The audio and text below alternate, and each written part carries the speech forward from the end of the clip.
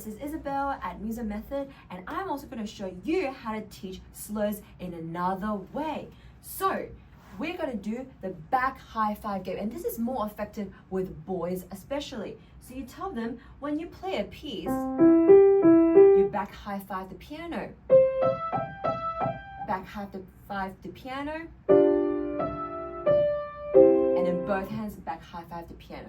So now we're going to incorporate this back high five idea with the Muso diary. So come and check it out. You've got the left hand, right hand, both hands. And I just put here slow beginner piece or slow beginner exercise, whatever you want. If it's a technical piece or if it's a real piece, you can put it under pieces. So you can see here, in this case, the piece is too easy. I wouldn't really need separate hands. So I can just go straight on to the both hands coloring in idea.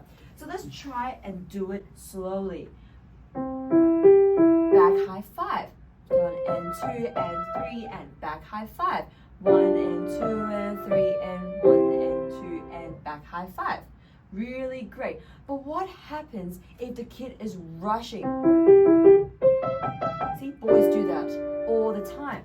I would recommend playing something called freeze and go. So come here, mommy, or in this case, Lawrence. He is going to freeze me. So we're going to get the kid to do it first. So come here, Lawrence. All right, so let's do the beginner piece. Good. And freeze, back high five.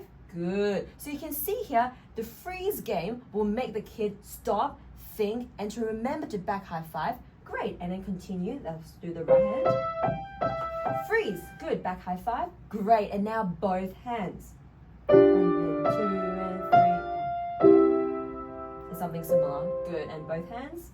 Good and well done. So that is also another idea that you can do. So let's do it one more time, and this time Lawrence can color in because he's the beginner. So let's pretend today is Tuesday and he can color in both hands. Yay, Lawrence, coloring in!